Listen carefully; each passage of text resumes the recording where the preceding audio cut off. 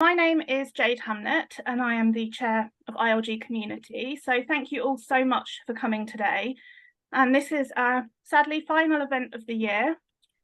And we have a really interesting time planned this afternoon. But before we move on to that, we are happy to announce we have a podcast titled ILG for Employers Like Me.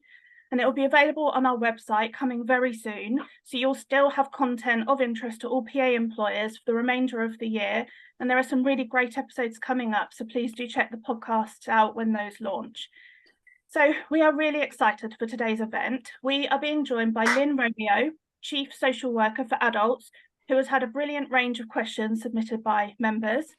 And we also have a fantastic panel with us today, including Donna Murray from Social Work Scotland, David Clayton from the Welsh Social Services and Integration Directorate, Jane McMillan, the Professional Social Work Officer from Northern Ireland, and Stephen Watt, who is a Commissioning Manager in Adult Social Care at Essex County Council. And the panel has representatives at both national and local level that work in or connected to direct payments in their respective countries and have the chance to influence positive change. We also did invite a representative from Continuing Healthcare, but they were unavailable, but they hope to join us at a future event. And I think the topic today is a really important one. I think we can all agree that to give recipients of social care the life that they deserve to live, the situation can't remain as it is now. Over the past couple of years, we've heard from members some of the realities of being a direct payment recipient.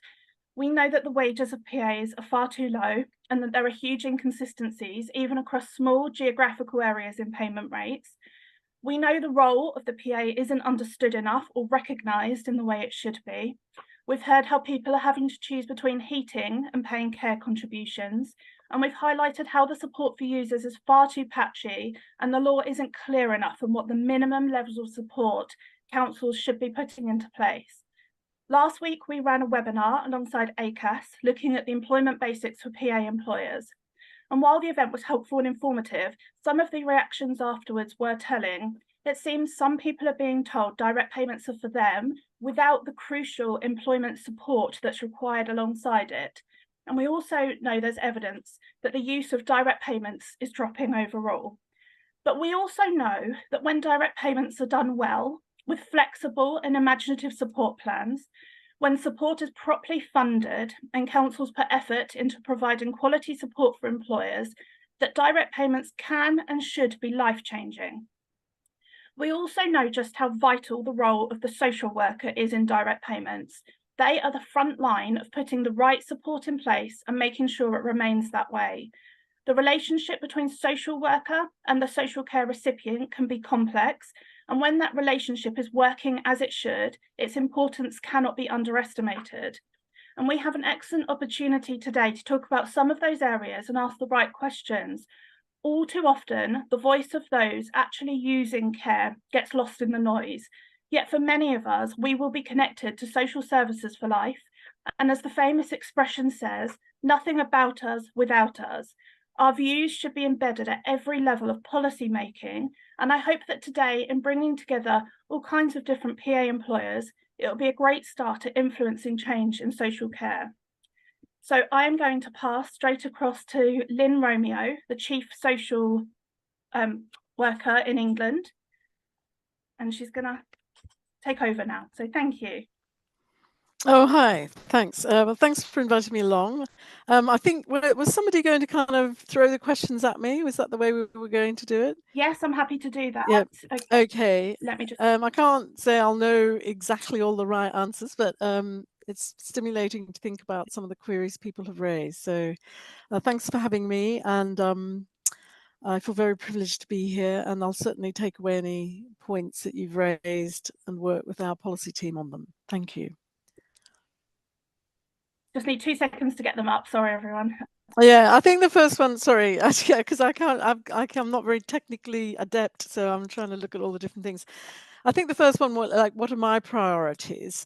I mean, I do publish an annual report every year, and I'm a bit behind with this year's actually, but each year we say what the priorities were last year and how far we've come on that, and then the priorities for the coming year. And definitely one of my priorities is to try and refocus in on and encourage and support better take up of direct payments, which of course means local authority, social workers and other social care staff are being absolutely clear about it is their duty to ensure that they offer people a direct payment and that they provide whatever information, support and advice people need in order to be able to do that.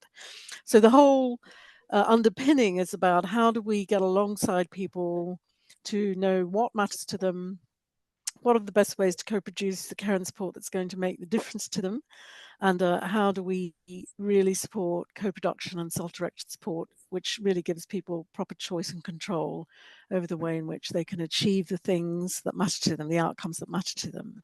So for me, the biggest priority is always that focus on practice, the importance that the relational aspect plays in that, building the trust and the relationship with the person and the people who care for them, and thinking about how working together on the right sort of care and support plans that are right for that person and what matters to that person can achieve really successful outcomes for people.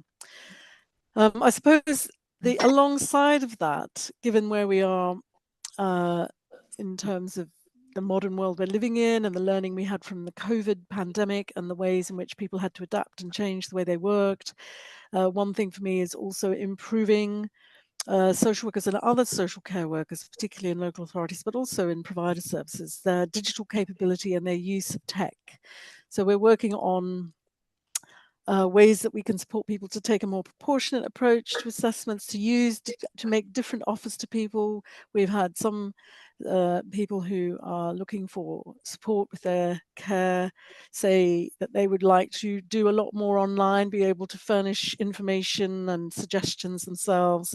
Yeah. So trying to look at how we work with people's capability and make things more timely, because that obviously is also ways of reducing the amount of time that people have to wait. And we do have issues with waiting lists for people being able to get assessments and access their care and support and so on. Working with technology, somebody's asked the question. I mean, it's a bit like this, isn't it? We used to go and line up and go into a room and have a meeting all together face to face. So it's how we can work with I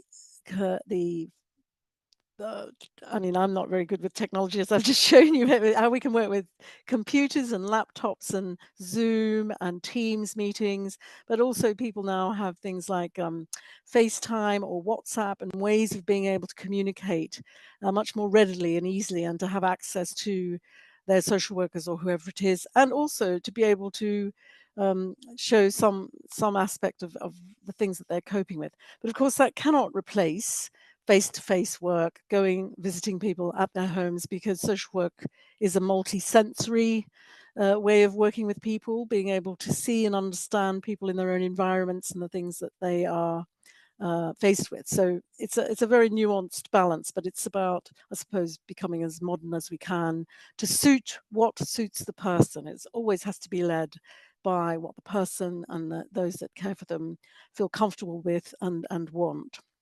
But we've seen some really, I mean, I was with an older person the other day where she was having her consultation with her psychiatrist, her psychogeriatrician, over the iPad, and you know, we often think, oh, people won't be able to manage it, but actually, they do a lot better than we think, I think.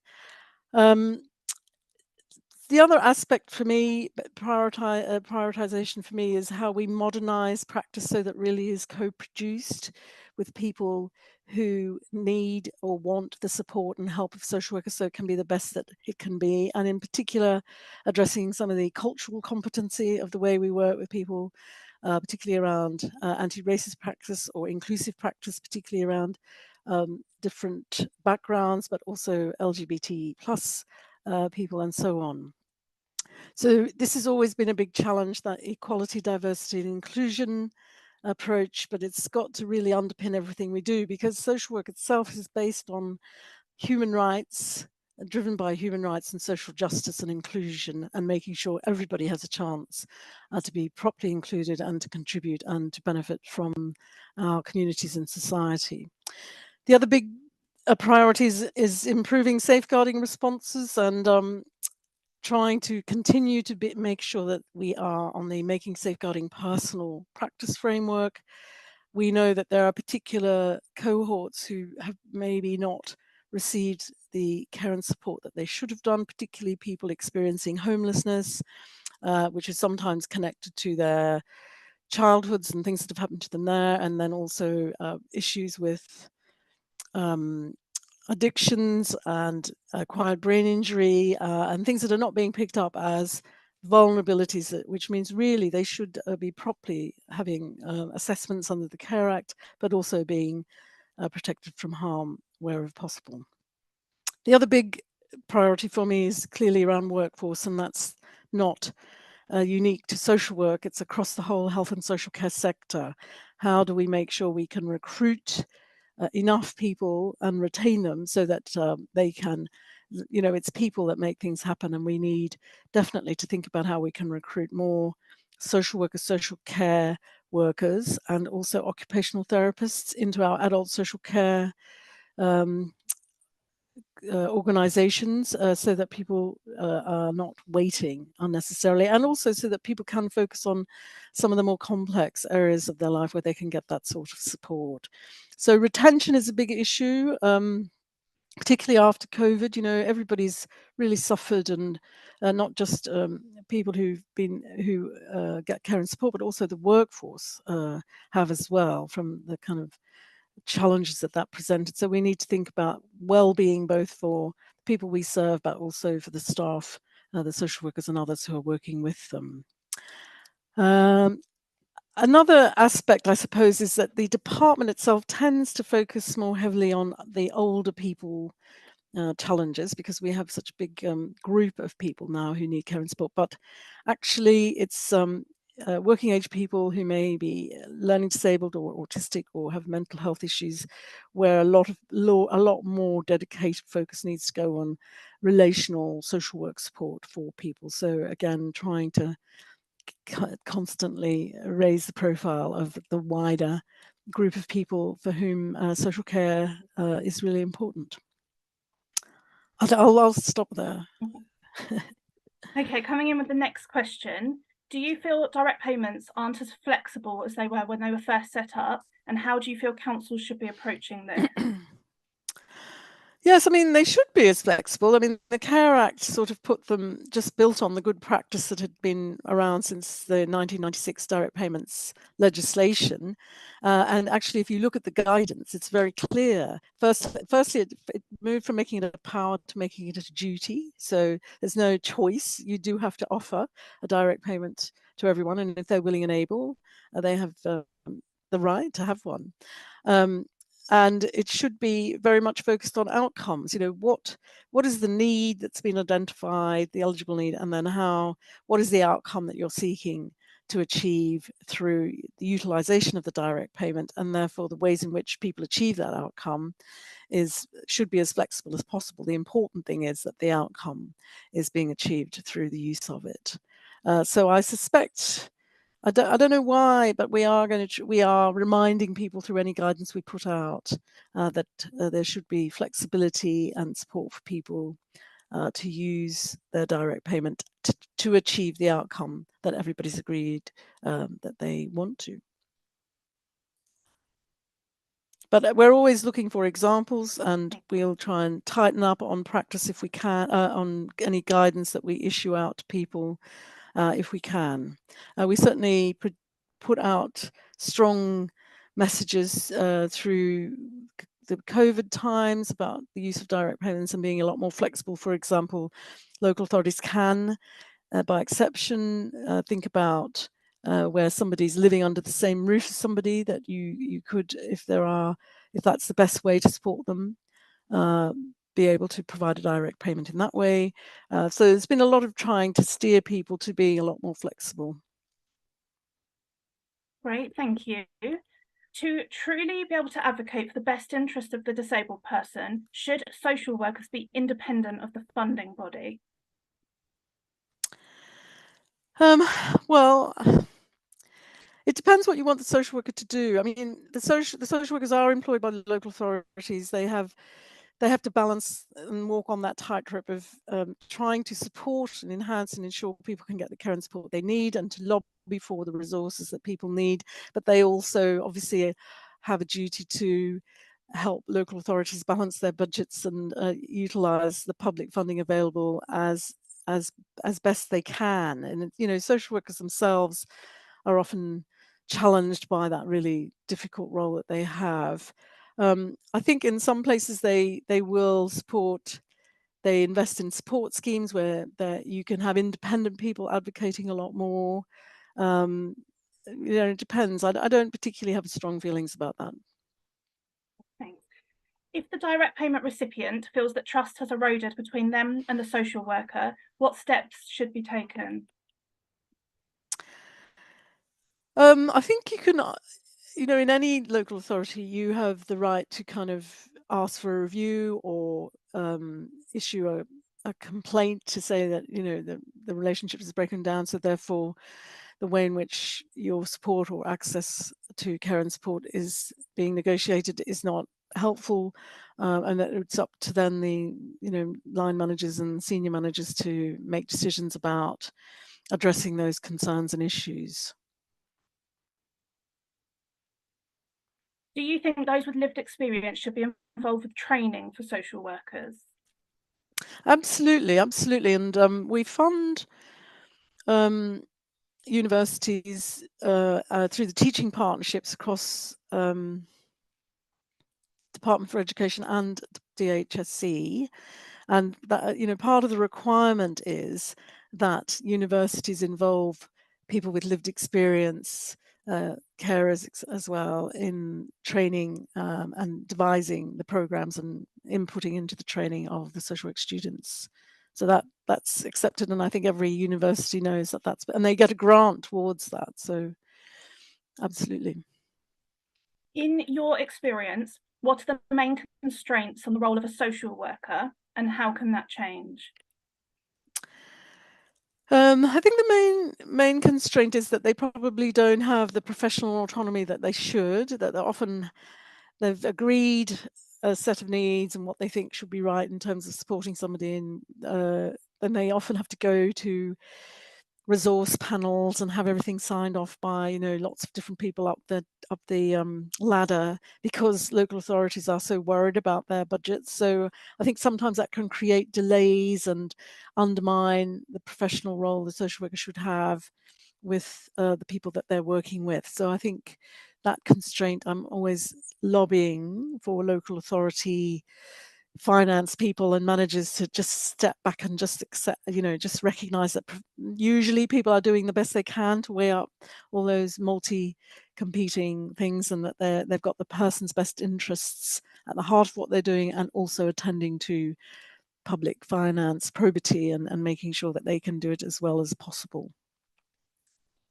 We had a couple of questions on this topic. How do I go about getting more hours in my care budget? What I've been given doesn't cover my needs, and I have challenged this, but no additional hours were given. What would be your suggested approach? Yes, I mean, it's really tricky, isn't it? I really appreciate how difficult it can be. I think there's a kind of standard thing of asking for a review of your care package because you feel the review is not achieving the outcomes that have been set out in determining your eligibility and what matters to you. So that is the kind of best formal way to do it, to ask for a review and to raise your concerns about what are those gaps then in having not enough to meet what you think are the key things, and what is that, how is that impacting on your health and well-being. And again, this one, which I think is one of the most crucial points going on at the moment, my PA wage has stagnated for some years. How do I go about getting an increase, as I'm struggling to recruit and retain PAs? Yes, I think that's a common problem, isn't it? Not just with PAs, but with care workers generally, that we've got a real issue about pay. And I know that the policy team are trying to look at this and try. I mean, the difficulties, I suppose, you're independently employing the PA, so you need to feel you've got enough money that you're given by the local authority in order to be able to pay them at the rate that they need. So it is a challenging thing, and I'm talking through with the direct payments team about how we can address this. But again, I think, if you're unable to recruit because of the level of money you have to pay them, then again, raise that with your funding local authority. Do you think social workers are adequately equipped to understand how stressful the review process is for individuals in receipt of care and support?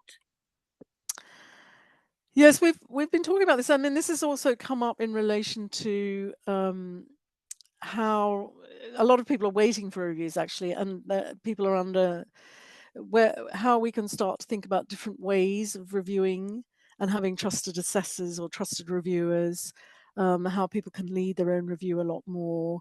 That I think the social workers aren't told to review things. They want to do it as best they can, but they're often put under pressure too.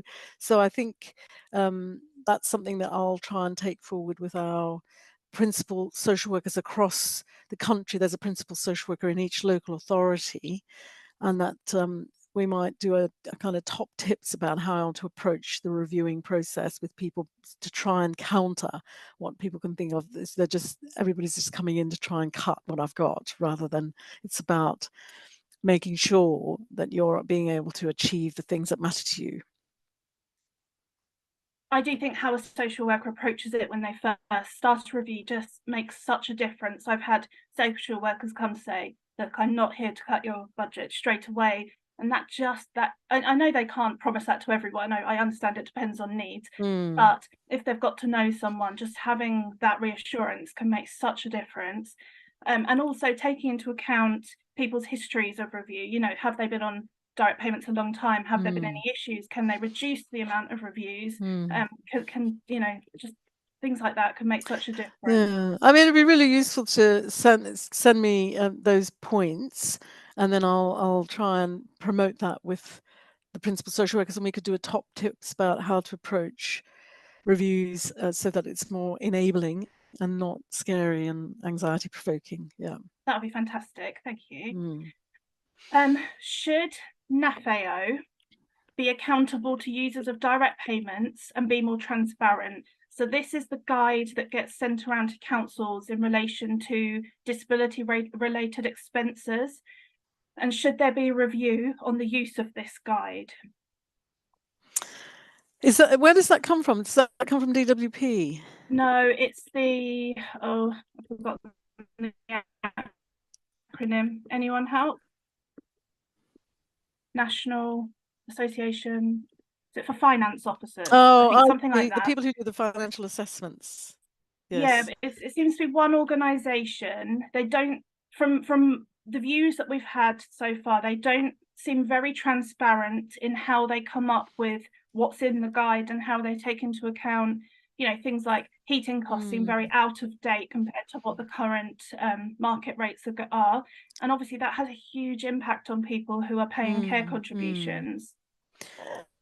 I mean, I don't have any direct influence over them, but we are doing some work with them as well on, how we can make financial assessments more straightforward and more transparent.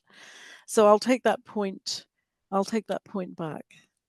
We would absolutely love to be involved in that in any way. Our last event was on disability related expenses, and some of the feedback we were getting was really horrifying, to be honest. That as I mentioned in my introduction, people are having to choose whether to get food that month, whether to put their heating on or pay their care contributions. And councils have been very quick to put in place the benefit increase that happened in April without looking at disability related expenses, which seems to have not been touched in some years. And yet we can, anyone with common sense can look around and know costs have increased for everyone. Oh, David's actually just put the link in the chat. National Association of Financial Assessment Officers. Thank you. Okay, thank you. I'll follow it up with them. Brilliant, thank you. That is actually all of our questions. Would you like to finish now, or would you like to take some from the chat? I don't mind. I'm happy to take some more if I haven't covered everything. I mean, obviously I don't know everything. No, I understand you're on the spot. It's we do take that into account. Yeah. I saw one earlier that mentioned you. Hang on. Sorry, now I've got to dig through it. If anyone, Just to say, I am working with TLAP, and we are going to be holding a round table to try and do some work on trying to improve the take up of direct payments, improve the approach that local authorities are taking. It's sort of been a bit on the back burner for quite a while. I don't think in terms of numbers, it's sort of flatlined a bit. So we are looking again at how we get people back in that space. I think it's partly that the focus on it fell off a bit during the pandemic periods and with all the challenges people have had. So I think there's also something about the right sort of support mechanisms that are in place. So some people perfectly fine, get on with it, do it themselves, but lots of people struggle, particularly older people, with all the kind of having to employ people, all the responsibilities with it. So how other means can be put in place to support people to have as much choice and control over their care is really key. absolutely. And I think from, again, hearing from members, so much of that comes back to the support that's in place. Some areas of the country have absolutely fantastic support, and other areas it's non-existent, being honest. And I've been in the situation when I first set up mine, I had brilliant support and that vanished overnight. Literally, it just got defunded, and then the support in place wasn't so great. And so I think it just makes such a massive difference if you've got that support organization to, when you're first setting up, it's so daunting becoming an employer, understanding all your responsibilities.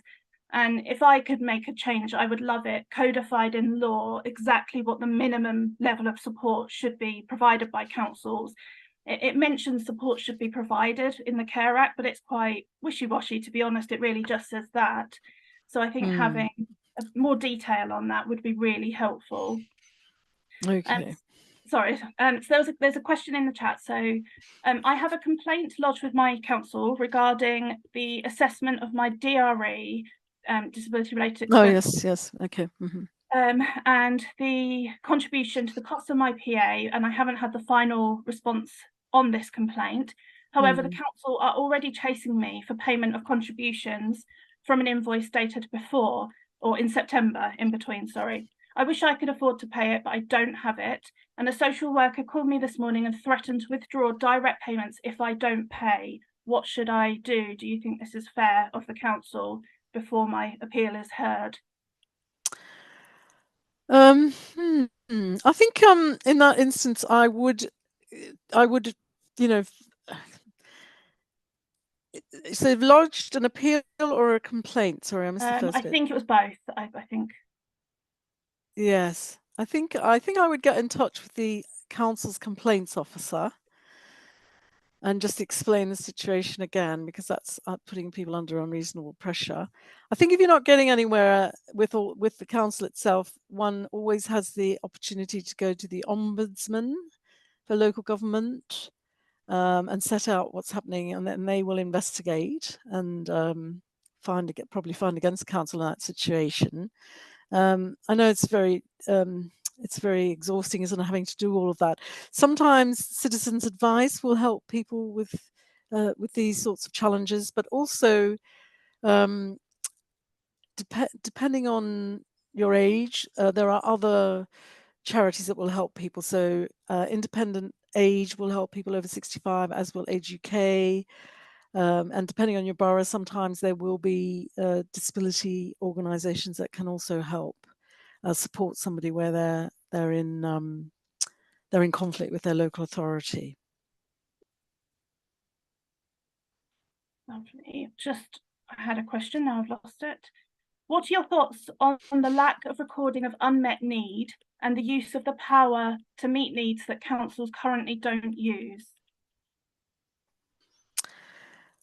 Yes, I mean, this goes round and round, and I think there's a big push to try and record unmet needs so that there's a better understanding about what local authorities absolutely have to do, but where there are needs that may not meet threshold to be eligible for public funding, but are still needs, and how else might they be met? And in some local authorities, they do try and do that through the wider council offer or joint work that they do with their integrated health boards. So I think that's something that's still in discussion, and in a way, until we really understand the level of need in order to support somebody to have the best possible life, there's always going to be a gap, isn't there? And how does that get met? So I think this is still in discussion, and perhaps I can't see anything happening in this Parliament, but perhaps once there's a new government in place, it might be something that we should definitely campaign about. The other one is, there's been quite a few questions and comments on the fact that support plans in general seem to really focus in only on a PA. And there's obviously a lot more that could be included in a support plan, and lots of different flexible ways to use it outside of that, different therapies, art classes, you know, whatever comes to your mind. How do you think councils can make sure the focus isn't just on PAs? So do you mean personal assistance when you say PAs? Yeah, I think people connect direct payments equals having a PA. And for a lot of people, I see, their needs aren't necessarily met by that, or are met by other things as well.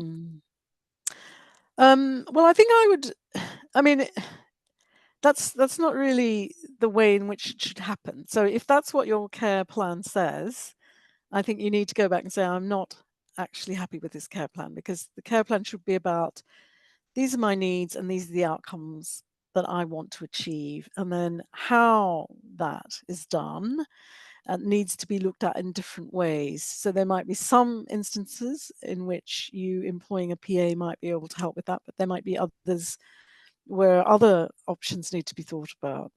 So I think the quality of the care plan is probably not as good as it should be in that instance. And then I'm just going to pass across to Alex, who's a committee member who would like to ask a question. Hi, Lyn. Okay. I was just interested, and you talked a lot about meeting people's needs, and different people have different needs and have different ideas of what needs they need to be met. And one of the things that I keep hearing in groups that I'm in, where people are told just their personal needs will be met, just, if you like, feeding and watering. But when people have said, well, I want to be taken out to meet family, or I want to go to an event, friends, I want to go to a religious event, people are told, no, we're not there to do that.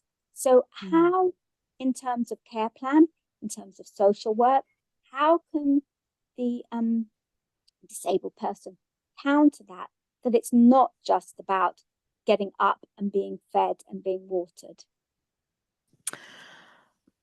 Well, that's illegal, actually. So it's very clear in the Care Act what the domains of needs are, and it definitely includes relationships, engagement, meaningful occupation, whether that be through being connected in the community or being supported to try and get some employment or whatever it is. So it is illegal, and I think you can challenge the local authority on that.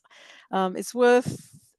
Belinda Schwer she's a solicitor by background, and she runs Cascade, and she's there. It's a charity, and she will support people where their Care Act assessments are failing to meet the statutory standards that they should be, and where you're in effect you are not having your needs met as is required under the requirements set out in the Care Act. And again, you know, citizen advice or any other advocacy, but that is clearly not acceptable. Alex. Thank you. And then there's also been a couple of questions around training, and I think this is both for the PA, provision for the PA, and also for the employer in training for being an employer. A lot of people are finding they're not having any kind of training budget put into their care plan. How would you say that this should be approached? Right. Okay. Well, so training, there is opportunities for PAs to have training through Skills for Care, but I don't know all the details about it. But they are trying to support and have a framework for PAs and help them there. If you feel as part of your direct payment you want to use that to train the PA, is that what you're saying? Sorry, I didn't quite. Is that what you mean? Yeah. So either training for the PA themselves. Yeah, I'd have to go and check with the kind of legalities of that. I don't know whether that's something that would be covered in a direct payment. I think that would be something that the local authority would need to discuss with the individual. Right, I think that is all the questions. Okay. So thank you so much. Is there anything else you wanted to add? No. I obviously, it's a bit frustrating, isn't it? Because we've now had direct payments in place since 1996, and they became a right under the 2014 Care Act. And I think we're still sort of on the journey to properly implement the Care Act. So I think all the kind of key feedback you have, and if you have connections with TLAP, the organisation that's hosted through Sky, they're very keen to see what else they can do to promote and support and enhance self-directed support, direct payments, and also in some places they now have individual service funds, I think they're called, where that provides another vehicle to support people. We are looking in the department to have a clearer policy lead in this area. I think it's becoming more of an issue, and certainly the minister has been getting letters about it. So all of the points you've raised, I think she's aware of, and hopefully we can sort of have a reboot and a refresh of a more focused piece of work to support all of you to get the right support in this area. But thank you for having me, and I'll probably have to sign off soon. Yes, thank you so much for joining us. We would love to help in any way with that, because I think you can tell from the questions there is a frustration around direct payments, and on one hand I think they're fantastic, but things aren't right. So as much as we can connect PA employers to those policies would be fantastic. But thank you so much for your time. Okay. Today. Thank you very much. Thank you. Thank you. Okay, so we are going to have a short break now. We're just going to have a 10-minute break. So what time is it? So we're at 10 past. So if everyone could be back at 20 past, we will then have the brilliant panel that's on today. And this is your time to really get interactive and ask all those questions. So yeah, I'll see you back at 20 past. Thank you. Okay, so we now have the panel. Unfortunately, Zoom will only let 2 people be spotlighted at one time, which is fine. David Ashley is very kindly in the background, and he's going to swap over who's talking, but there might be a few seconds of delay, so just apologies for that. So hang on, let me just give everyone a second to get back, and then we will get started. So first of all, we have had some pre-submitted questions for the panel, which I'm going to start with. Please put questions in the panel, into the chat, sorry, not into the panel. Really from now, I know people have been talking, it's really hard to keep going back and forward.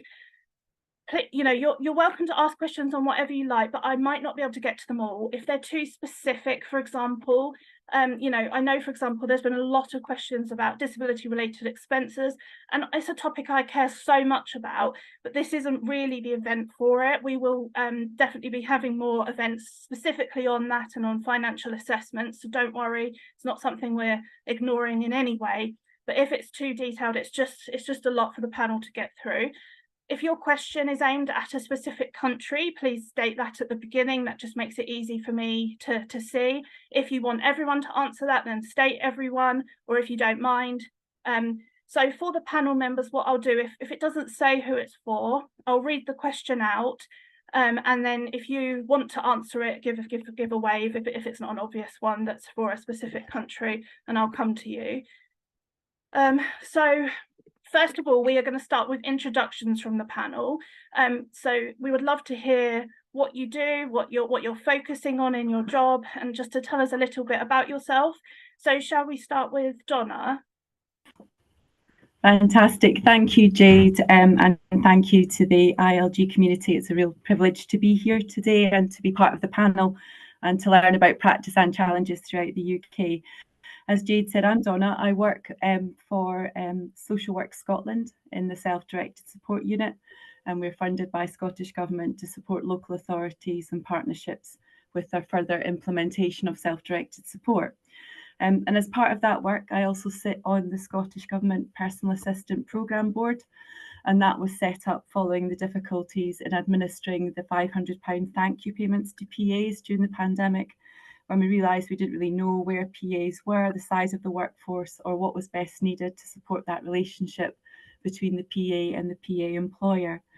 And as part of that work, I lead on the co-design of a national model agreement for direct payments to employed PAs, and that is to help with consistency across Scotland and to ensure that kind of maximum support for that relationship, as I said, between the PA and the PA employer. I've been a PA for about 12 years now, both in children and families and in adult services. And up until recently, I administered direct payments for a family member for 20 years, and that meant I employed 3 PAs and I contracted with 1 self-employed PA and used agencies. So I hope that that kind of experience helps in my understanding of implementation and some of the very liberating things about being a PA employer, but also some of the stresses that there can be. I think Jade had asked if we looked at DPs, what would be the most important to me. I think the ability to pay a PA well, and so I can retain them and develop them, and that's comparable with, for us in Scotland, the rates that we pay for the other options. I think having good support to be an employer, because as I said, it can be really, really stressful and also very liberating. There's times that you need help with employment law, peer support, and you might need help with recruitment, particularly now. I think I would have a plea to keep the audit process really minimal. We've got enough on our plate without having to fill in lots and lots of forms and feedback every time we want to have a little bit of spend in a different way. And I think my final point was about helping social workers to feel much more confident about our option 1, about direct payments, and having a really good understanding about what good support looks like and where people might get that. So I hope that's a kind of fair introduction, Jade, but please get back to me if people would like to know more. But thank you once again for inviting me. Thank you so much, Donna. Should we pass across to Jane? And if you'd mind telling us what one thing you'd change about direct payments, that would be great as well, please. Yes, thank you, Jade, and welcome. Thank you, everybody, for having me today. So my name is Jane McMillan. I'm from, you can tell by the accent, I'm probably the one from across the water. So I'm from Northern Ireland, and I'm currently employed by the Department of Health in the Office of Social Services. And I have recently just taken up this role in the last few months. And part of that role is to look at the social care workforce and to support the social care workforce within Northern Ireland. And we would see very much that their direct payments would be part of that role as well. Prior to that, I would have been in practice within social work, and I would have been a service manager, service head for physical and sensory disability services, where we work very proactively to promote direct payments to support that particular client group, because we feel it's a really good fit and that the direct payment works very well to give people the flexibility that it needs in order to help people have the full and positive outcomes of their lives. For me, if there was one thing that I could change, it would certainly be to improve the rate. It's out of my gift, but I certainly think that we need to make sure that we are able to provide an appropriate rate of pay for our direct payment recipients so that we can actually get the best service for people, and to look at improving the training as well for our direct payment assistants as well to support. Brilliant, thank you. Thank you. David, pass across to you.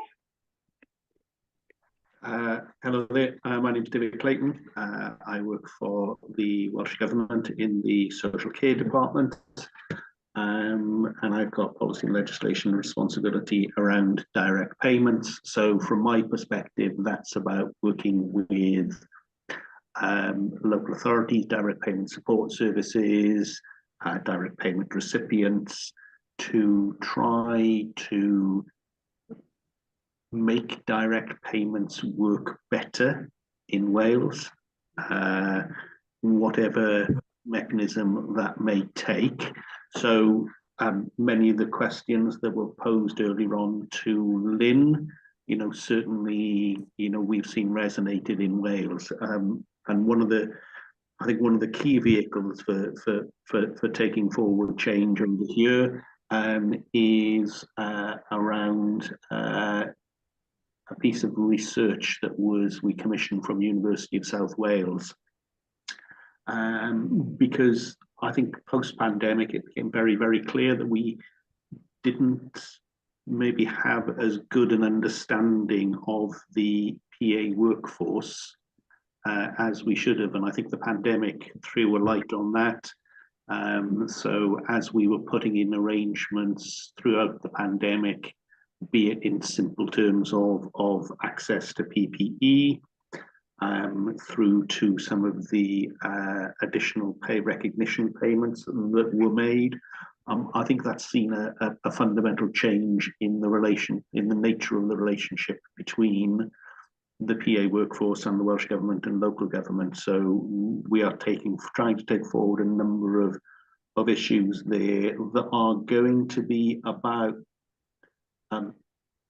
addressing the rates of pay, addressing consistency, so making sure that the rights and responsibilities of both employers and employees are being properly met and they're being properly supported to achieve that. So how can we help improve that choice that people are able to make, and then have mechanisms and vehicles and a clear set of expectations in and around that to make sure that they can make best use of the direct payment in their individual circumstances. Oh, thank you so much. This is like all the beautiful accents from around the UK. And luckily for Stephen, he doesn't have an Essex accent, so I will just pass across to him. I say that because I'm from Essex, so I can say that. Yeah. Hi everybody, I'm Stephen Watt. I'm a commissioner manager at Essex County Council.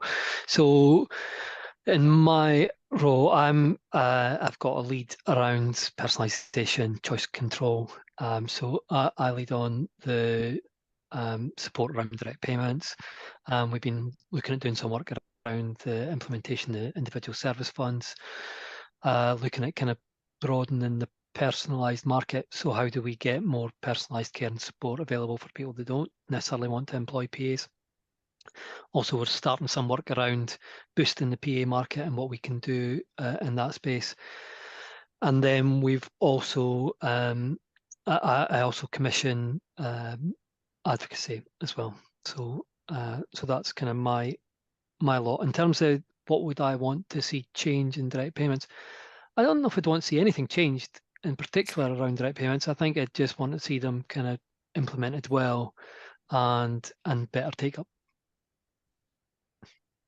Brilliant, thank you. So the first question we've got submitted is a good one for all of you, if you'd like to all answer, which is, what is working well in your respective country in direct payments, and what do you feel isn't working so well? So if we go in order, if we start with Donna again. What's working well? I think the flexibility in some local areas around you being able to use your direct payment in ways that best meet your outcomes and what you want to achieve. I think in some areas where rates for PAs have been co-produced, so local independent support organisations and user-led groups have met with local authorities to look at the real cost of care and support, and then they've agreed a rate for personal assistance which reflects the rest of the social care workforce, so it makes it much easier, or makes it more reasonable in terms of recruitment in that area.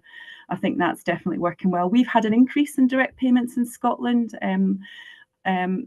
but I'm not sure that that's always a good thing, in that sometimes that's been because there are no other services, and people that might not have chosen to take a direct payment have been perhaps encouraged or guided towards that, so it's not for everyone. So that's definitely something that's happened in Scotland, and certainly I think there's an appetite from local authorities to do it better. So for a little bit more consensus in terms of PA rates, what's included in a DP like training, what's included in the the contingency fund. So I think that that's a good thing to build on. Thanks, Jade. Thank you, Jane. Would you like to come in? Yep, thanks, Jade. I think what works well in Northern Ireland is a few things. As Donna has said, the flexibility that the direct payment gives is definitely very key. I think particularly in a time, and I know it's the same across the water with yourselves, when we know that domiciliary care packages are very difficult to get, the traditional methods of care, the direct payments work really well for people who need that additional flexibility. Maybe they need care early in the morning or particular times to get out during the day. The direct payment gives that flexibility that we wouldn't be able to have otherwise. The other thing I think that works well in Northern Ireland is that we have a very joined up approach. So we have 5 health and social care trusts in Northern Ireland, and we have good collaboration between all of those 5 trusts, that they would work together to make sure that any developments that we do to try and improve direct payments and uptake, that we are all working together and collaboratively to try and do that, which works well. I think the challenge, Jade, would be for me is maybe in the recruitment of some of our PAs, and we can see that across with other areas of work. Our workforce is challenged at the moment, and trying to secure personal assistance, particularly maybe we have a particular area in the Southern Trust and the Western Trust, more rural areas, and it's about trying to support and get people interested in becoming a PA in those areas can be difficult. So when people take avail of the direct payment, it's difficult then for them to recruit a personal assistant. Fantastic, thank you, David. Yes, all of those. And I suppose for me, I think it's there are becoming more and more good examples of the ethos of direct payments, that principle, that truth really that sits behind direct payments. And how that supports independent living. And there's some really strong examples that we're picking up and sharing.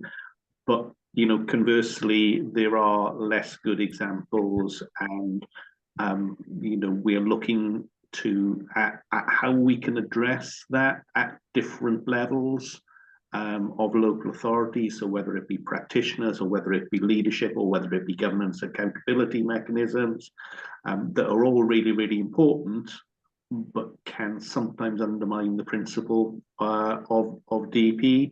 I think, on the upside, we're getting better recognition of direct payments and better recognition of PAs as the workforce, and what flows from that then is the need to support people better to be good employers. There's definitely a shared ambition, I think, that we have across Wales to do better. But it's going to take some work.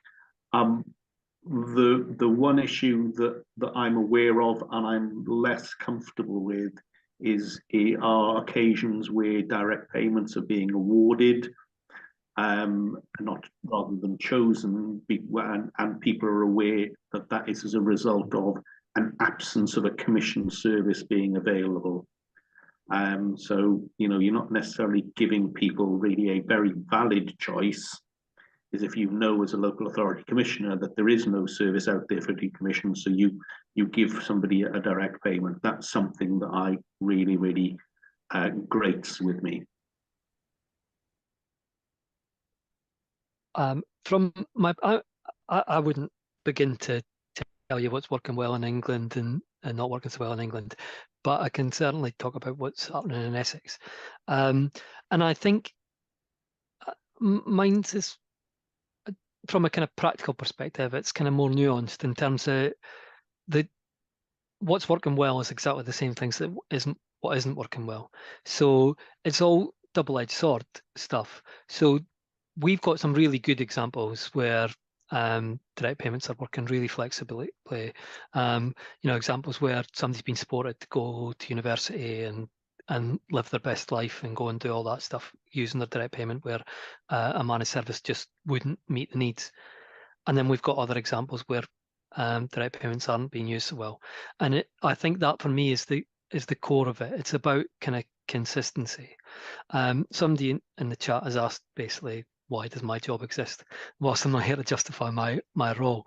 The Essex was the vanguard for personalisation. You go back 15, 20 years, and Essex was at the forefront of this. We were doing some really interesting stuff in, pre-Care Act around testing out examples, and some of the kind of big national examples that led to the Care Act being implemented were developed in Essex. But like most kind of early adopters, we fell back. We've seen it stagnate. We've seen it, we've fallen behind. So that's kind of where we're at. What we're trying to do is build some of that consistency, and it all goes back to that Care Act. The Care Act is wonderful, and when the principles of it and the spirit of it are delivered, it's really excellent. But the problem is Jade, you mentioned at the start, it can be quite woolly. So then what that leaves up to is individual interpretation of individual social workers. So that's why we're in a position where we've got some social workers being really flexible and others not, and then some team managers being really flexible. We've seen examples where there is that level of kind of inconsistency, where we've put, in part of the kind of training we've done, where we've put forward examples, and you've had a 50-50 split in the room where 50% of people going, yeah, that's fine, that's a great way to use direct payment, and the other 50 going, no, you can't use it for that. And that's with, and that's been at all levels. That's been at kind of frontline workers, it's been at service team manager, service manager, up to director level, where there's been that kind of 50-50 split. And I guess that's the position that we're in, is that there's this kind of constant battle of trying to find the kind of ground that and create some consistency in this space. And I think for me, the kind of core elements of it are good quality practice, good and simple processes that help make self-directed support easier rather than more difficult. It's about having a really good marketplace, whether that's for PAs or the wider marketplace, and then it's having the right support in place for people if they choose to take direct payment, so they can be supported to get the best out of it. Thank you, everyone. Sorry, it wouldn't unmute for me there, so thank you, Stephen, for jumping in. Right, the next question. How do we achieve equity of direct payment support across the UK? Even within each country, the support that is offered differs vastly in each area. Do you agree a minimum level of support should be codified into law? So can we start with Donna again? Thanks, Jade. I don't know the answer to that in terms of whether the law would make it, would ensure consistency, good consistency, because there's nothing wrong with local variation. It's very different in Benbecula than it is in Glasgow. So I think local variation is fine.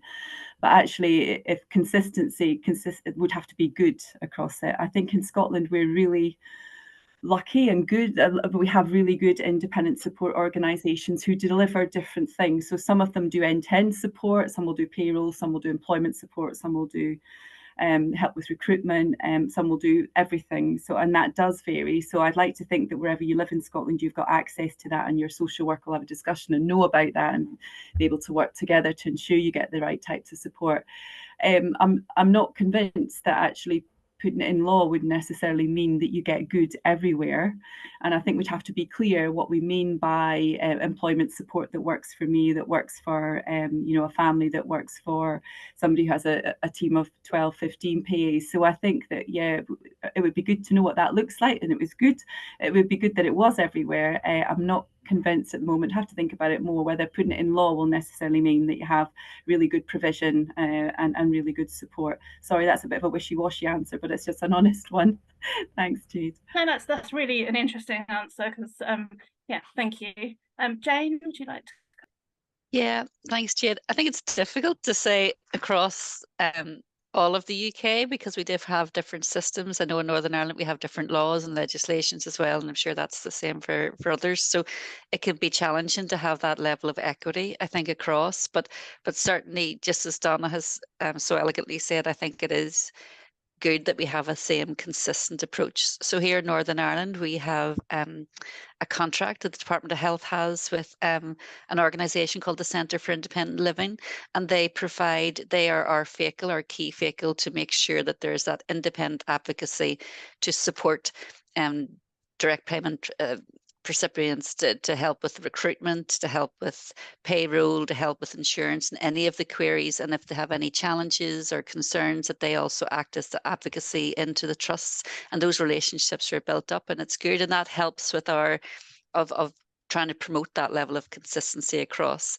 And I know that over the next year, what we will want to be doing is to maybe look at some guidance on the code of conduct, some practice for PAs that we could use and a consistent approach across Northern Ireland. And that's on our to-do task this year, to look at how we can develop that. But I'm not sure how, I suppose if I'm honest as well, like Donna, I'm not sure if to put it into law is actually maybe the best way going forward. I think there's other things that we can do to make it more meaningful and to make sure that we have that equity. Hopefully that answers. Thank you very much. David?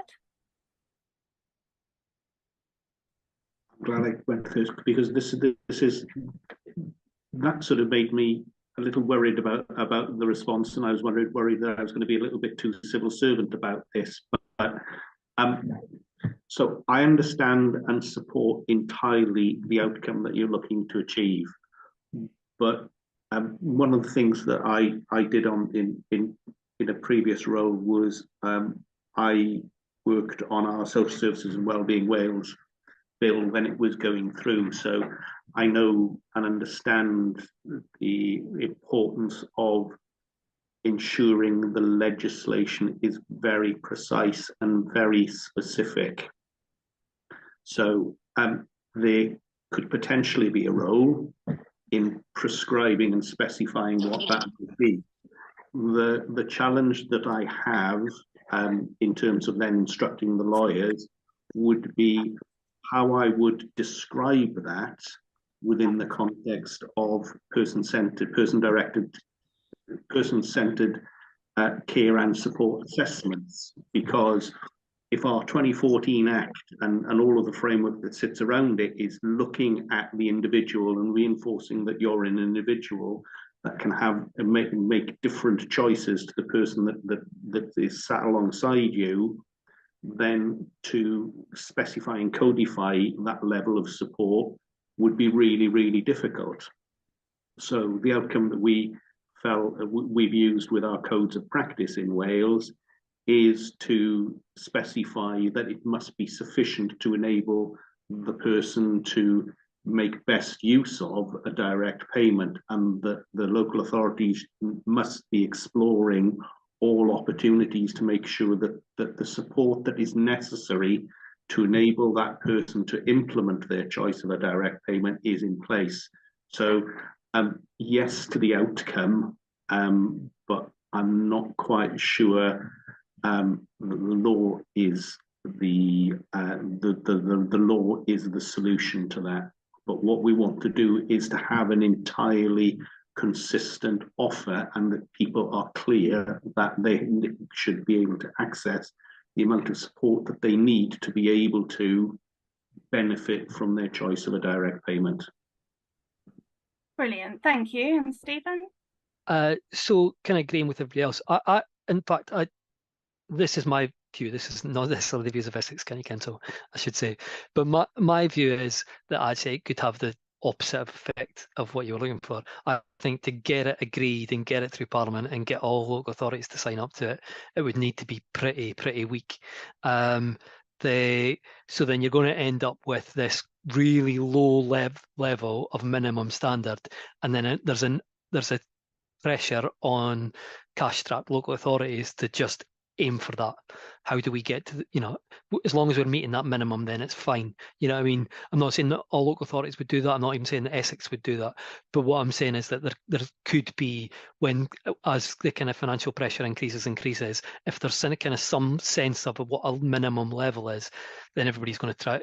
There's a risk that people could try to die for that minimum level. So it could actually worsen the care standards. Because where would you set it? Because it kind of defeats the purpose of what the Care Act is about. It's about a personal budget that's based on people's personal circumstances. So kind of finding some way of a kind of minimum level of care. What does that mean for somebody who's quite independent but needs a little bit of support compared to somebody who's actually needs 24/7 support and support to do all their kind of basic activities? I can't see where you would find a common ground across all of that, apart from going to the very, very lowest level if you were setting a minimum. And then, as I say, there's just that risk that's what people then aim for. Brilliant, thank you. That's some really interesting points there. I'm going to start bringing in some of the chat questions and mixing it in with the pre-submitted ones. And this first one is for Jane. And so I hope you understand some of this, because some of this is terminology I'm not familiar with. So I'm wondering if there are differences between Northern Ireland and the rest of the UK, as we currently do not have a framework for assessment for self-directed support and no legislation in divergence in rights from the rest of the UK. The Windsor framework does not cover the rights of an employer of personal assistance, however, that of employees in the scope of the Annex 1 directives are covered. I would be grateful for some feedback. My goodness, it might be a bit too hard for me to. I know that legally, so yeah, our legislation is clearly different in Northern Ireland, and our setup is very different. The Windsor framework, I'm not even going to pretend to know anything about or understand. That's very live at the moment. And I wouldn't have the knowledge or the skill base to explain it. What I can say is that yes, we do have the differences in how we go around our direct payments and how we assess them. But you're still entitled, and legally entitled to receive an assessment for your care services, and as part of that, then obviously you can be offered a direct payment assessment. And if people feel that they're not getting that should be challenged with their local trusts. But in terms of the Windsor framework, I don't understand enough about that myself to be able to say how I would connect in with this. So sorry, Jade, and sorry to the person that's asked. It's not something I'm fully informed of. No worries. Yeah, I hoped it would mean more to you. Okay. Why have direct payments become equals PAs, if that makes sense? So many people link the two. A direct payment is to provide a PA. And my understanding when it first all started, that was never the aim. Obviously, a PA can be one potential outcome, but there are so many other things that can be considered. Therapy, art classes, all sorts of things. I understand budgets have not increased with that level. However, it has become so connected. And in fact, when I was first getting my direct payments and I asked for something outside of that, I was very much told that's not what direct payments are for, and I had to push back. So I'd love to just get your thoughts on that. I know that was a bit of a long running question, but I hope that made sense. So Donna, would you like to come in? Yeah, I guess we don't see DPs as just for PAs. In fact, when we're talking about the agreement, we had to say DPs for employing PAs, because DPs can be used for short breaks, for equipment, for buying a service, for doing lots of different things. So I think sometimes, I guess social workers see DPs as just for employing PAs. I think that there's probably room for growth about being a bit more imaginative around DPs, but we know, particularly in Scotland, that if your DP, if it's not, if it meets your outcome and it's not illegal, then that's what you can use your money for. And within our social self-directed support standards, we co-produced a standard 12, which is about the flexibility of the spend around your budget, not just in option 1 DPs, but in others as well. So for us, and I know there'll be people from Scotland in the room, so please, challenge or say that is incorrect. But certainly, that the direct payments are for meeting your outcomes, and providing it's not illegal and it was in your support plan, then actually you're good to go. And that doesn't necessarily mean that it's just for employing PAs. So yeah, thank you, Jade. Thank you, Jane. Would you like to come in? I think Donna has covered it very elegantly, I have to say. I don't know what I could add to that, Donna, but it's exactly the same in Northern Ireland. It is. I think historically, maybe when direct payments first came out, I think maybe that was the push, and we always talked about the PA and delivering that care. But actually, we can use it for short breaks, we can use it for equipment, but I just don't think it's widely known. And that could be from the social work perspective as well. And maybe there's something for me to take back and to see how we can develop that further. I also think it comes back to the self-directed support plan. And I think that's really crucial right at the start of the engagement, when the social worker sits down with the service user and makes sure that actually that self-directed support plan is how do we actually enable people to live independently and as positively as possible. And it's important that that's all reflected, and not everything in the self-directed plan has to be resource identified. So there are things that are neutral in that, and to me, a good social work assessment and a good plan of that actually incorporates all of that onto the document as well.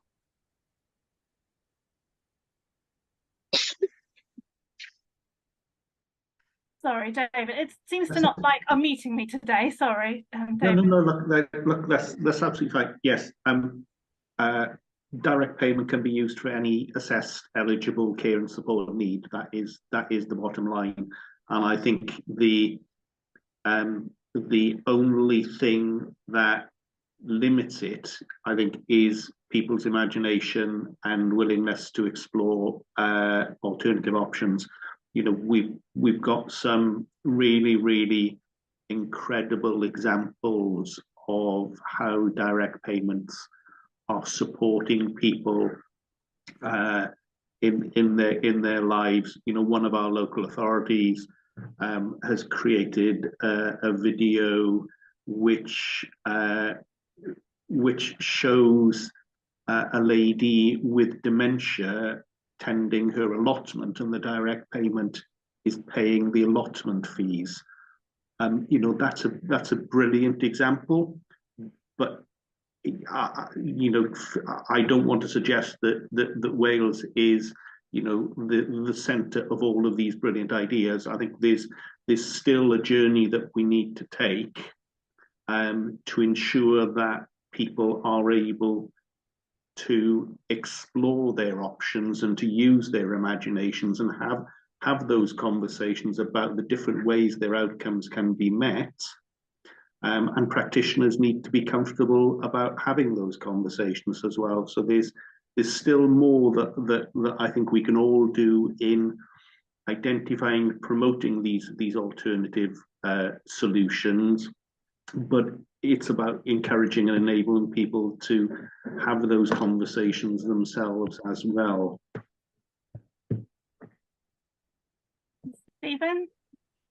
Yeah, so I guess the numbers speak for themselves in Essex. So only about 40% of our DP recipients employ PAs. The other 60% do other things with their direct payments, and there's nothing in any of our guidance that says a DP is exclusively for the use of a PA. A PA is a fantastic way of meeting need and puts people properly in control. It's probably kind of number one in terms of the most self-directed option.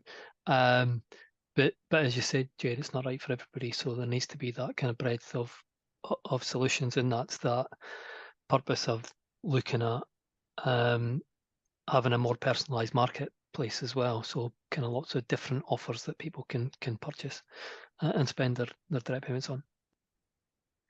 Fantastic. Right, we've got a couple about the role of the employer. Do you think that direct payment recipients should be recognised more as employers? I sometimes feel undervalued and like I'm basically performing a clerical role. And there's also a follow-up question from someone else. We have found direct payments to allow us to be good employers, innovative, and provide a specialised bespoke service with good quality practices and a skilled team. But how can we raise the standing of direct payment recipients when organisations such as our local university, trainers of social workers, nurses and teachers won't advertise our vacancies because they say they can't verify we are a bona fide employer? Would anyone like to take that question? Or just about how we we recognise the role of the employer, just to boil it down to the point, how do you get more recognition of that role?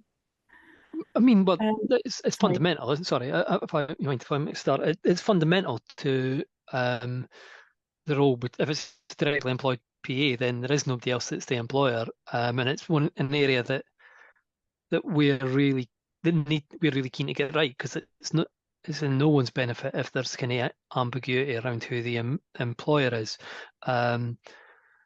We've, not that long ago, been pulled into an employment tribunal case where the PA was putting down the council as the actual employer, in fact, the DP recipient was stating that they believed that Essex County Council was the employer. So that is clear, and I think there is, in terms of that university stuff, I'm not sure, but it's a good point that we need to take away about how we kind of promote and that's part of the kind of direct payment support service. Is about support to be and continue to be a good employer. Some of the stuff we talked about, Jade, in the co-production of direct payments, around support around supervision, support to set up good processes and structures to allow it to be easier to be an employer rather than making things more difficult. So I think there's stuff in there around support, and I guess something that we'll need to go and reflect on around what else we can do around promoting better understanding of DP recipients as employers when they are employers. Brilliant, thank you. Donna, would you like to come in now? Yeah, I think, you're an employer in the eyes of the law, so you don't get away from that. And I think to be a good employer, you need to be able to pay your staff, train your staff, retain your staff, develop your staff. If you've got a team of PAs, it's helpful if you can pay one of the PAs to organise other PAs. There's things in there. And sometimes it's like running a small business. So you develop loads of skills there. So there's recognition for those skills as well. So support to be a good employer, recognising that in employing you've developed lots and lots of skills, maybe having a conversation or an outcome about being a good employer at that beginning of the conversation. I think there's lots of ways we need to acknowledge and support people to be good employees if that's what they want. If some people don't want to be an employer because it's too big, then we need to look at ways of supporting that as well, because it is a big deal. But yeah, in the eyes of the law, you're an employer and you don't get away from that. So there's lots of things that need to build around that. And I think in your direct payment, there needs to be payment to acknowledge that. So whether you need to recruit specifically, you might need, recruitment costs, whether you need to have a training budget to be able to train your PA because now things have changed, or there's a new piece of technology that you need to use for communicate, blah, blah, blah.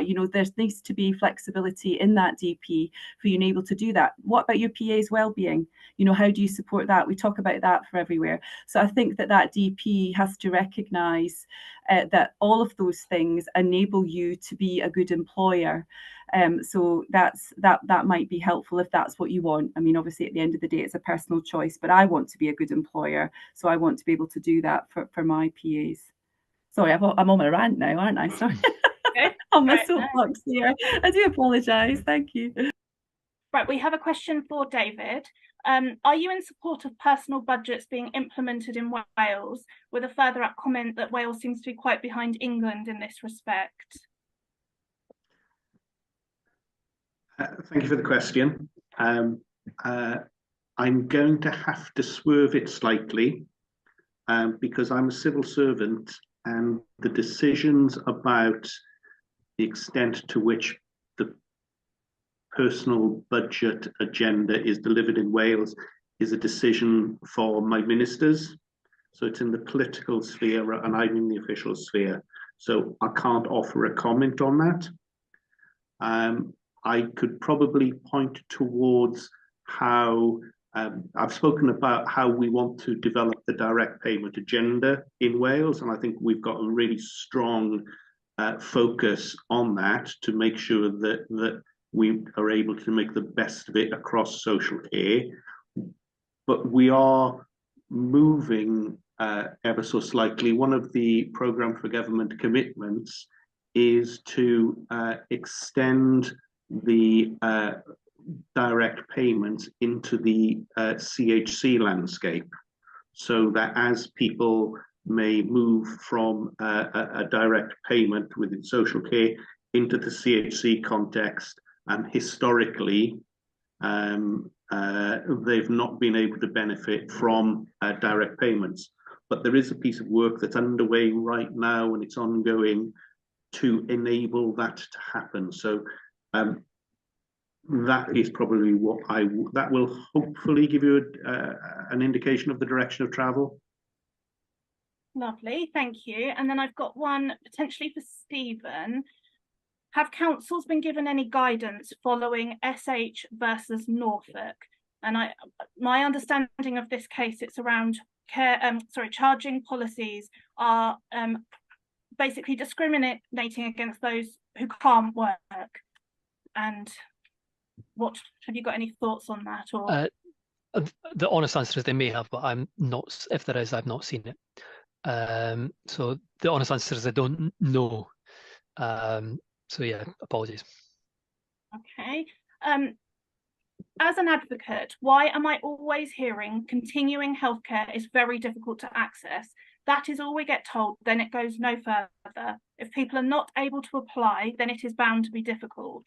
Would anyone like to speak about continuing healthcare? I know it might not be the same in every country. Just give a wave if this is your jam or not. It's not part of my work, but clearly I know that there is a statutory framework that's in place that has recently been updated in Wales that looks at assessment and eligibility around continuing healthcare, but I know no more than that. I mean, I have to say, this isn't my area either, but on a personal note, I've known people who are terminally ill that have been turned down for continuing healthcare, which to me just shows how difficult it can be. So yeah, it perhaps needs some more work there. And also it seems to, in some cases, limit what can be funded. So yeah, I know there's definite issues around continuing healthcare, but hopefully we're going to have some events specifically on that at some point, because I know it's such a big issue. Okay. My understanding of it is it's about eligibility. So and that decision isn't made by the local authority; it's made by the health funding authority. Yeah. Yes. Yeah. How important is meaningful engagement and involving people with lived experience in policy making? So Donna, can we start with you on this one? Essential. You can't really do it without people. Yeah, and for me, there's no other answer to that, Jade. But I think it's also about supporting people to do that. You know, there's a difference between, you know, consultation, co-production, co-design, and people need to be, you know, capacity needs to be built and resources need to be put into enabling communities, individual citizens to be involved. It's not just enough to say, here's a consultation document, what's your comments? I think if we're really talking about co-production, that takes a long time, that takes resources, that takes workers, that takes capacity building in communities, that takes listening, you know, that takes a change to the system. So absolutely, it has to be done. It should be done. It is being done, but I think it also needs to be resourced and it takes time. Jane, Thanks, would you like to come in on this one? Yeah, I mean, it's crucial. Lived experience is essential. We can't deliver any of our services without having the voice of lived experience. And actually, it's not just at the top, Jade. You know, yes, we need it at the commission level, and I know we have that here in Northern Ireland, but it's actually the whole way down, and it goes up and down.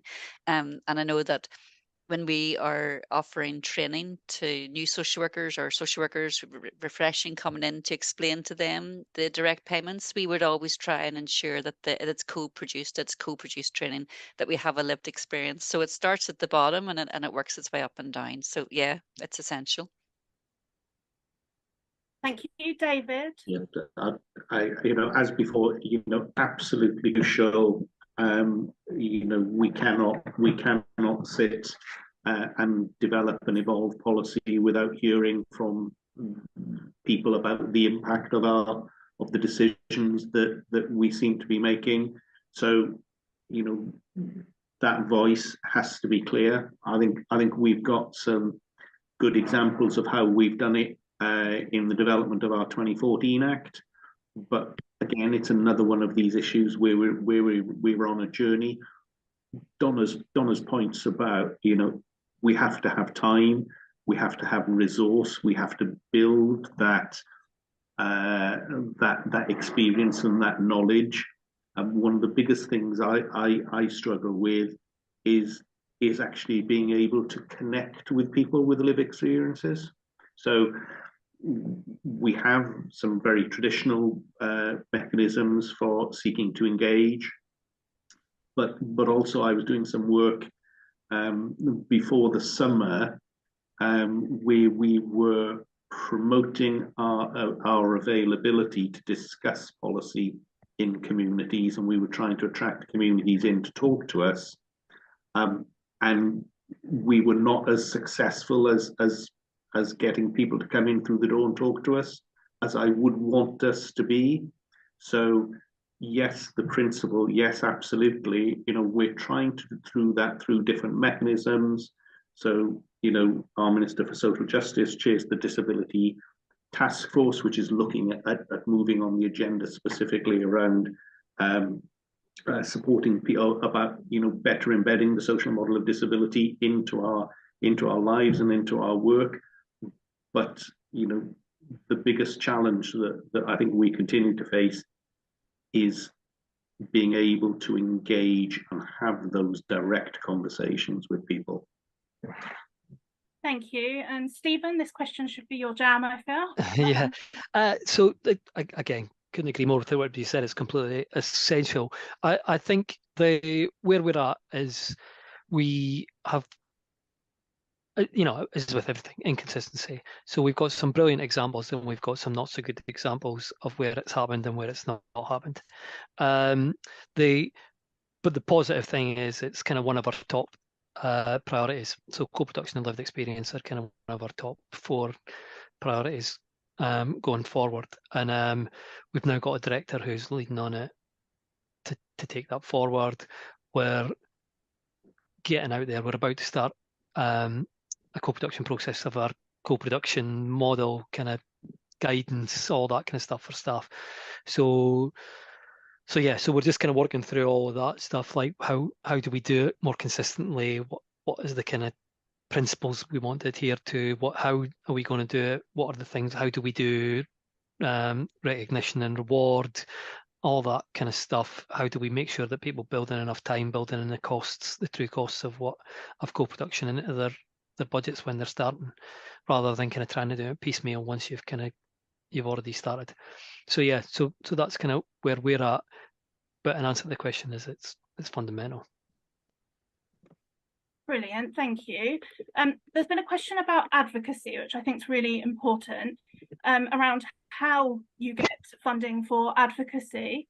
And I think from feedback we've had from members, myself and so on, often there can be a frustration around advocacy, that whilst it exists, there's often barriers to accessing it. I know when I've contacted them before, I've been to ask things like, do you have a friend or family member that can help you? And I might have a friend or family member, but that friend or family knows nothing about the Care Act, so I don't see how that's particularly helpful to me.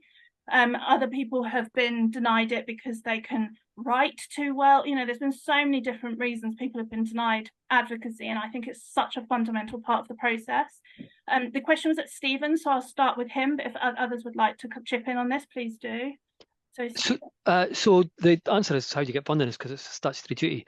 So local authorities have a statutory duty to provide in England, to provide advocacy for 5 core services. So independent, and it's got to be independent mental health advocacy, which is for people who are being detained under the Mental Health Act, independent mental capacity advocacy, so somebody where they're having their capacity tested, I always forget RPR, what RPR stands for. I can't remember, but basically that's really annoying me now. That's support for somebody who's been who's had what used to be called the DOLS and is moving to an LPS. So had a professional liberty safeguard has been held within because their best interests, say in a residential home, they're entitled to it.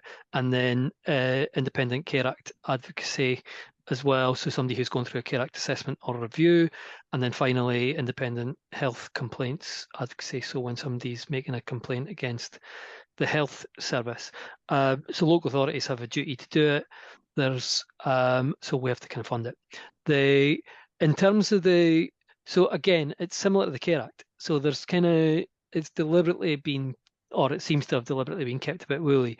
So the kind of eligibility for access to paid for advocacy is where a person would have significant difficulty in understanding the information that's been shared with them or retaining that information, and then has no one else who can advocate on their behalf. So that's what the kind of law states. So that's why some people find it difficult. So you're in that kind of grey area of, is it meeting the kind of basic eligibility where you're eligible, and then there's kind of a discretionary bit on the top where actually there might be somebody who could support you, but you don't feel like it would be appropriate for you to do that, and then that's when it gets into that discretionary space. So that's kind of part of the issue. There is only kind of a limited resource to kind of go around, but one of the areas that was an area we've been focusing on in Essex, because we know the benefit. So for example, there's non-statutory stuff that we're looking to implement, like for example, parents of children who are going through a child protection. Sorry, that's the one bit I missed out, was children's care, children's advocacy as well. So children who are going through child protection case or children in need, there's no statutory duty around providing that support to a parent, but we know that there's real benefits from giving the parent an advocate as well as giving the child an advocate, to make sure that, particularly because quite often what you find is the parent has their own needs, whether that's mental health or learning disabilities or whatever the needs are, and that's why they've got kind of in the position they've got into. So having somebody that makes sure that they understand their rights and that their views are being understood within that process, it's vital. Would anyone else like to come in on this, on advocacy? I can talk about the Welsh perspective if it's helpful. So from our perspective, if I think about what's in our Act, some of the overarching principles that flow throughout the Act are all about voice and all about participation and about responsibilities for ensuring that people have the support that they need to be able to participate in the conversations about their needs. So throughout the assessment, throughout every single part of the Act where functions are being discharged, you know, there is a right to advocacy. The question then evolves about the different forms of advocacy that are available, and we've got a whole code of practice that is set aside to the question of advocacy. So the different forms, whether that be self-advocacy, informal advocacy, collective advocacy, peer advocacy, and the extent to which those can support the individual, all the way up to, you know, the statutory rights to advocacy under the mental health, mental capacity, and our 2014 Act that people have. And of course, then, yeah, if I think about looked after children on the who are subject to safeguarding procedures, you know, again, they have specific statutory, long-standing statutory rights to advocacy. I think the principle is absolutely correct. But I think the part of the answer has to reflect the level of capacity of people to provide advocacy for the different purpose for which it is needed. We've done some work in trying to build that capacity, particularly in relation to advocacy for adults who have capacity but need some support. But there's still, I still think there's a way to go yet. Brilliant, thank you. Right, we've got one final question, which is, how do you expect councils to start treating people as equal partners at the strategic level, co-production, when they're not treated as equals even in their own individual assessment? And I'm actually going to start with Stephen because I know you've got to go. So if you want to answer and head off, then please feel free. Only thing I can say is I couldn't agree more. I think it's fundamental. I think it's fundamental that, and this is part of the bit that I missed out when we were talking about co-production earlier, is the area that we really want to focus on is co-production, as a sense of co-production through the whole of the assessment and review process. The people feel like they've got ownership of their assessment, ownership of their review, ownership of the outcomes of that process. That's kind of point one. That we need to get right, and we need to get right more consistently. And I'm not saying that we deliberately don't do that, but we don't get it right consistently. Some people do, but not always.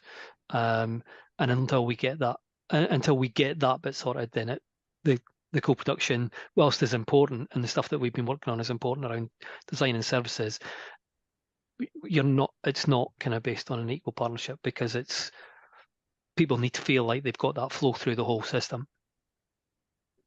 Lovely, thank you. And I'm really sorry, I'm going to have to go. Sorry, Jade. Thank you so much for your time. But thanks all. Thank you. Bye-bye. That's it. Donna, can we pass to you now? Yeah, I think it would be helpful if our workers were able to practice as trained in a system that actually lent into good social work practice.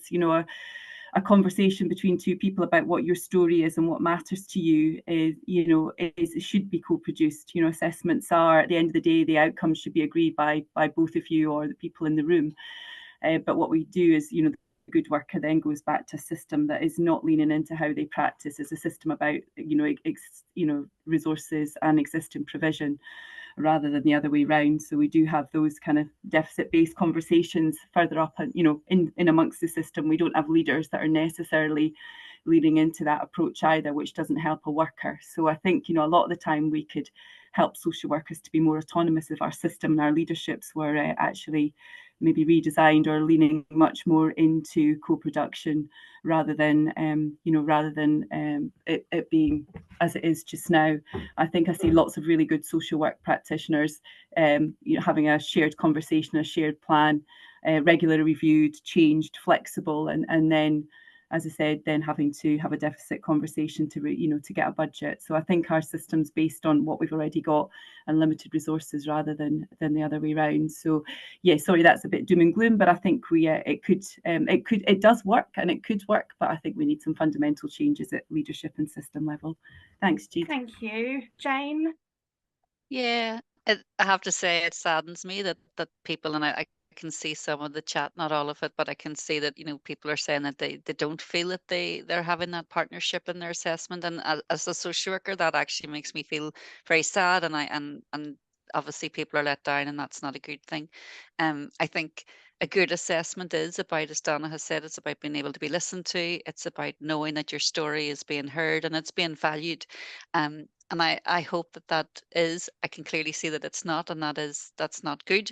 And I wonder, is it, as Donna has reflected, is it because, is it that part of the process that's wrong? And I would love to know more about, is it that stage of the process, or is it, as Donna has reflected, that is it when it gets higher up the system, and we know that we're trying to provide services in a time where there's such limited resources, and is that where the constraints and the difficulties and the challenges and maybe the breakdown of that relationship happens? But certainly for me, it is important that we always hear the voice, and that we understand that, because we can't deliver and we can't improve services without it, and we have to have those honest conversations.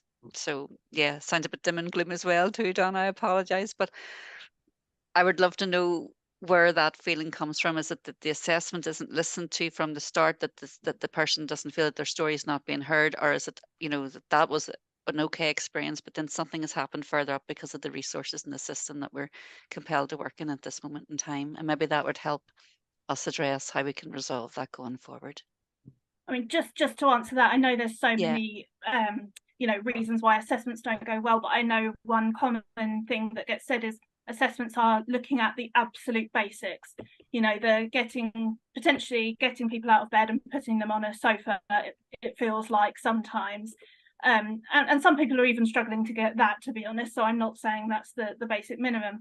To me, we should be aiming for people to have good lives. We should be aiming for their interests, their wants, their needs to matter, you know, their hobbies. I got told in my assessment, hobbies don't come into this. Why shouldn't they? You know, to me, that's a fundamental part of my being, and it should be for anyone who isn't disabled, shouldn't have to justify why they enjoy doing something.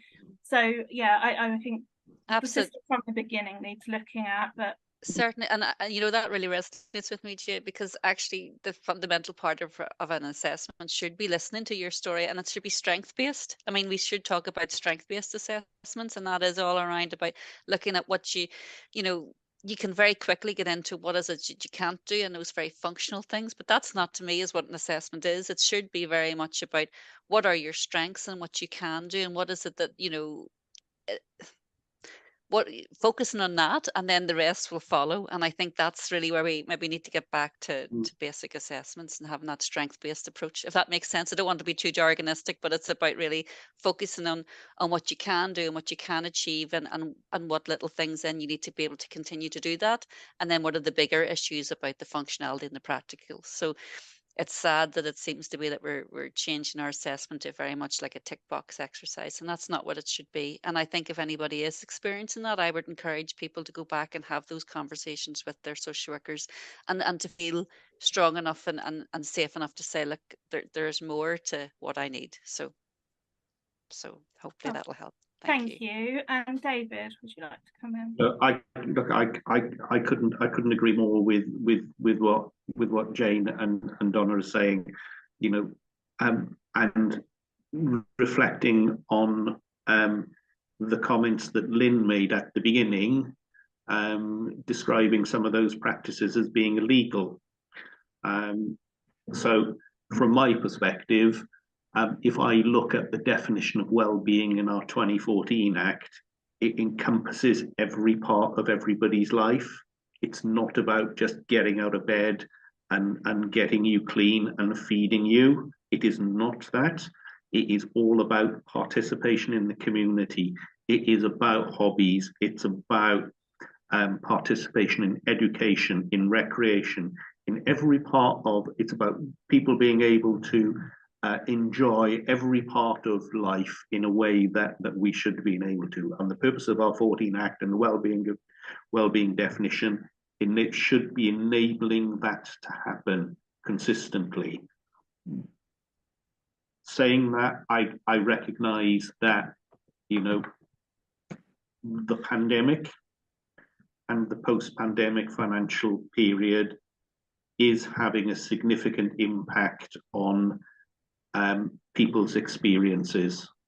And I've seen, I've heard, you know, the change of people's experiences and those representations being made directly to us and to our ministers, that there is a retrenchment, and that some of that really good person-centered well-being outcome focused assessments and determinations that were in place from 2016 when we introduced the Act, when we shifted away from that tick box exercise, when we moved away from prescribed templates for assessments. All of those principles were to empower and enable practitioners to have those conversations on a one-to-one basis. So the principles are absolutely there, and I have to recognize that there are two critical issues that are impacting on practice at the moment, but we need to find a way of moving past that and learning from some of the good. And we were talking earlier on about direct payments being flexible. You know, one of the positives to come from the pandemic was actually the way that people were looking at more flexible use of direct payments to enable people to achieve their outcomes in a different way that had been initially planned in the care and support plan. So it was the impact of the pandemic that was shifting some of the thinking. And I think we need to try to capture that and capture some of the practice and try to have a reset as we move forward in these, you know, what are challenging times this year and quite possibly in future years as well.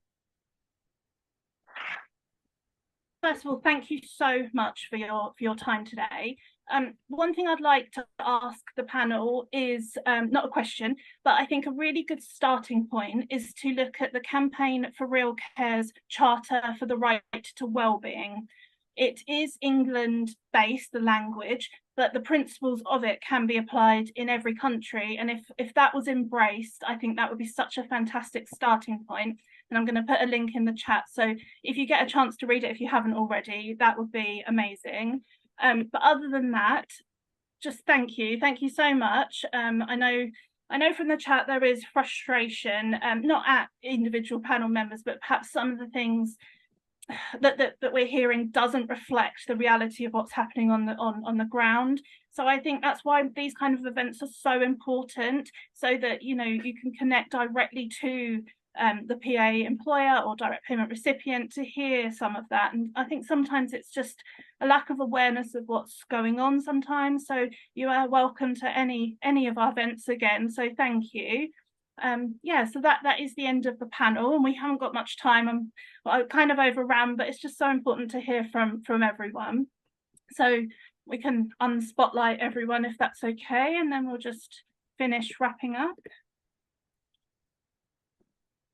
But just whilst that happens in the background, we're going to have a bit of a Q&A. There's not much time left, 2 minutes, oh dear. So there's just a couple of things I wanted to talk about, which was really next year, as this is our final event of the year, but this is not the end by any stretch of the imagination. And we'd really love to hear from you some of the things that you would like to see happen. We've had events on quite a few different topics now. We've had direct payment support, disability related expenses, all sorts of things. And it'll be great to hear from you. This is the kind of thing we would like to hear about. One thing we would like to announce, there's no dates yet, but next year we are going to be starting a peer support drop-in session. I think sometimes connecting PA employers to PA employers is so important, to have someone who understands what is going on in that world. So that is something we're going to be doing, and have some dates for that. And people can just come along and have a chat and everything.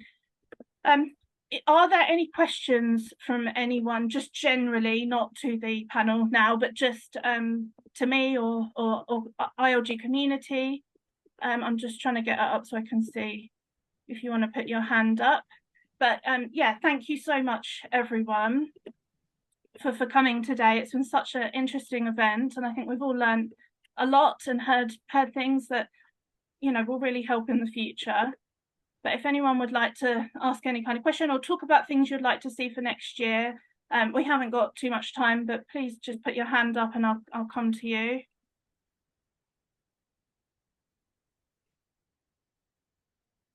I can't see anyone. Oh, David, do you want to come in? Jay, just a quick one, just to say well done for managing that meeting. It's going to be really, really good, amazing to sit. And just a big thank you to all the panel members for coming along. Really, really appreciate everyone's time, and the chat's been really, really lively. So just wanted to say publicly, Jay, well done. That's not an easy task you've just managed over the last hour and a half. And again, thank you to everyone who's contributed. It's been really, really good. Look forward to next year, see what we can achieve. Thank you. And yeah, no, I really appreciate everyone for coming, panel members, but everyone else, I know it's not easy to give up time. We've all got other things going on, our own health issues. So to give up 2 hours of your time to come and listen to us is absolutely fantastic. And yeah, the chat has been brilliant, hearing all your views and everything.